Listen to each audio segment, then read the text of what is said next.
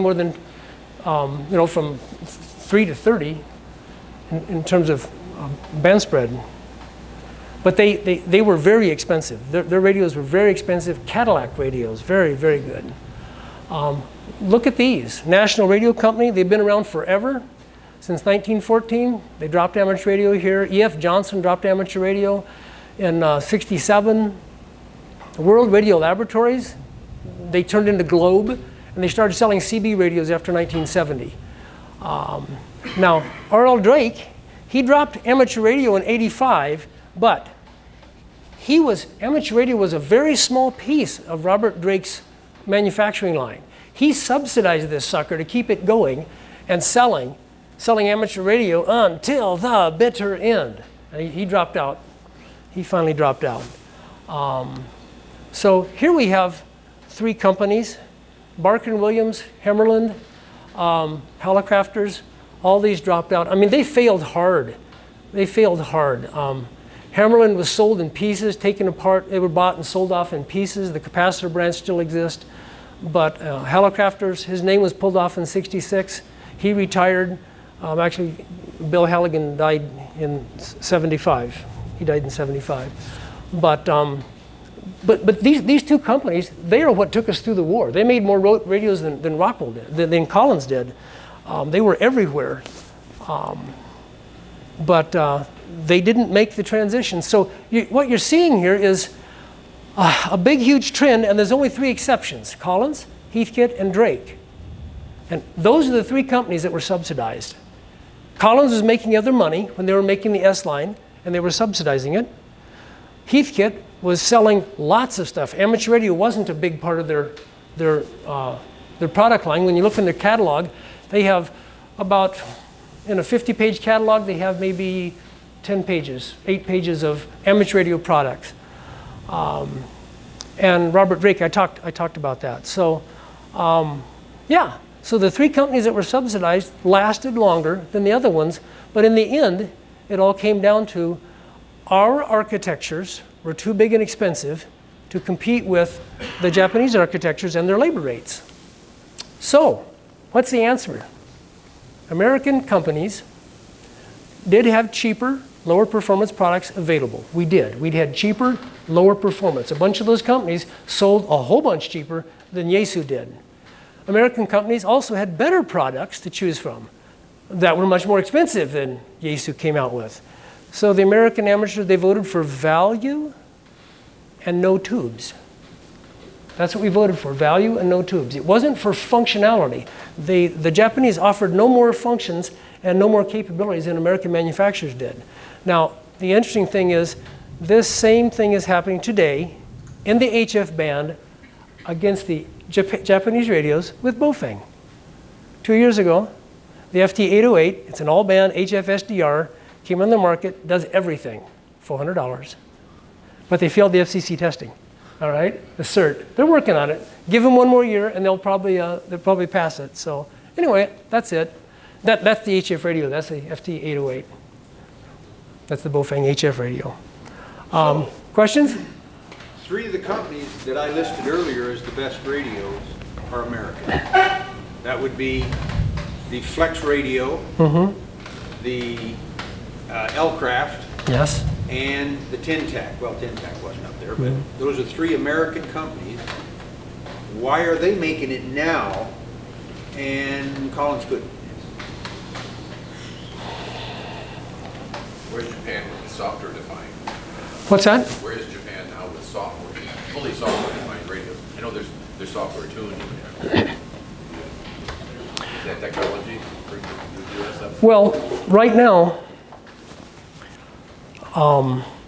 if you looked inside of a Flex 6700, there's nothing inside of it but software and a big FPGA. All right, so none of that price, that $7,000, is representative of the cost of the radio. They're recouping their development cost. So they're paying themselves back like mad, as much as they can.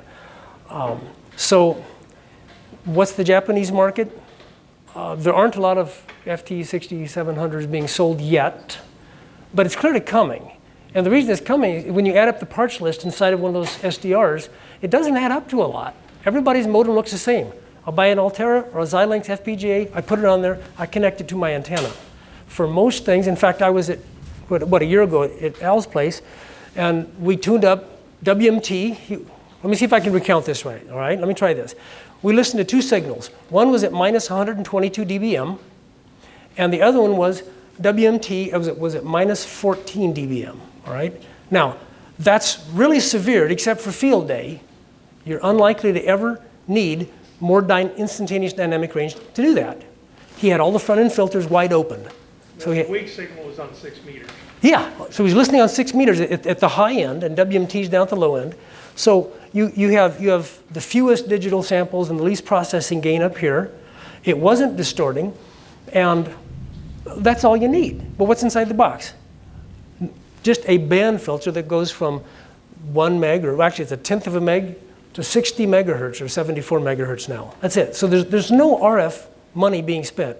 You have an ADD, you have an FPGA, you buy a bunch of software and put it in there. And you have a power supply, and you're going to transmit, so you do have a transmitter. You do have some big FETs in there. But there isn't precious much in the box.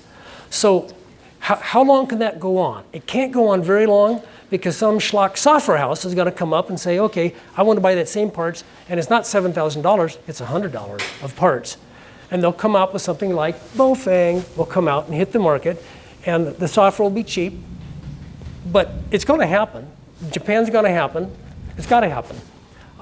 Answering Charlie's question, there's an architectural advantage that we could have done. Oh, interesting. That we got 12-volt backup, right? That we could have done and we did not. And it's what we do on modern radios now all the time.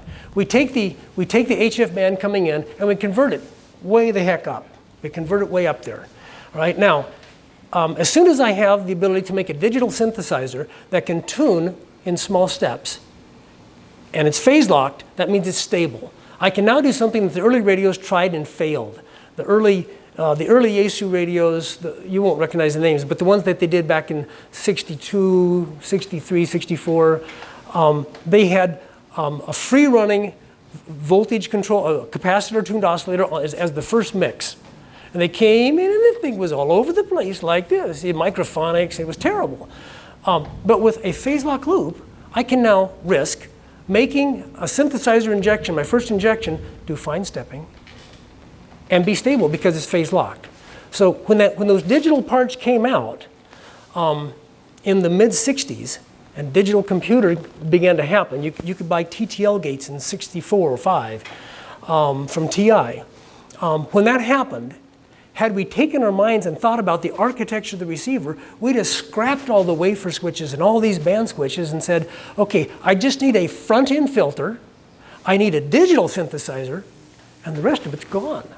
I'll do my injection, I'll have an IF, and then I'll have an amp, and no switches, no extra filters, no passband things, none of that. So architecturally, it's totally different. And now, we've taken a step beyond that, because now ADDs, 16-bit ADDs, are good enough to digitize at 280 megahertz. Well, I don't need anything to make a receiver when I'm doing that. Well, the end of the story with Al Groff's radio is I wanted to have it distort. So he fired up an HF transmitter in band right there on the same tower and took that minus 14 and brought it up to minus 2. And that exceeds the dynamic range of his radio. And guess what? The 60 meg signal was garfled. That's right. I could still understand it though. There was enough, the peaks were being limited. The ADD, the values were so big it was being limited. But there was some information getting through. I could still understand it. And it was 3 or 4 dB over the limiting point of the radio. That's really impressive. That's really impressive. So, any other questions? With Collins, was the cause was we were still, everything was really meant to be sturdy and reliable and just very durable. That's what drove the cost up. Mm-hmm. I'm asking, is that what primarily was? And then was it more of a just a general business decision that someone said, why are we toying around with the amateur business when we have both commercial aviation as well as government avionics radios that are bread and butter? Why even muck around with this? Steve? Well, talking to the program manager who's in charge of the amateur line, support costs for the amateur radio line for each radio far exceeded what they sold it for. Because hams talk too much. Him what? Hams talk too much. They call in and ask questions. Oh, I see. And, Collins supported it, but the support costs got out of hand. So how do the Japanese companies handle that huge support cost? You can't. Yeah, you can't talk to Yesu. Yeah, it's a commodity. They sold it like toilet paper. They just cranked them out. Didn't call them. I had to fix my own. I didn't get support. So, But didn't a lot of the Collins amateur radio equipment get sold to the military though? yes, I think they bought sure. stuff that did things. They did. They did. Like the KWM 380, it was sold to the military. They put it in. Yeah, HF80s. Yeah. But then you can't expect to compete in the commercial market. We're seeing that today. I mean, I've worked in government for 40 years, and the products that I've been involved in making are very durable and robust and strong and all that kind of stuff. But they can't compete in the commercial market. So when the Army comes in and buys personal radios, right, these cheap little junky things, or they buy a Garmin GPS, or what can you do? It doesn't meet the mil specs, but it's good enough. We at Collins, we're not good at good enough. We don't compete on the bottom end, and we try to meet the specs and do what it says. I mean, We're not the best, but we're the most expensive. Al Erickson can give you piles of examples, and Dave Halverson, a designer for receivers that retired, he said he'd sell his grandmother for 10 dB of relaxation on the military specs, on the radio we worked on, because it was just right up against the theoretical limit, and we were just a couple dB off in qual test. But you know what? You know what we've lost to? A radio that's off by 20 dB. It was cheap. It was cheap. So, other questions? All right, well, thank you very much. Well,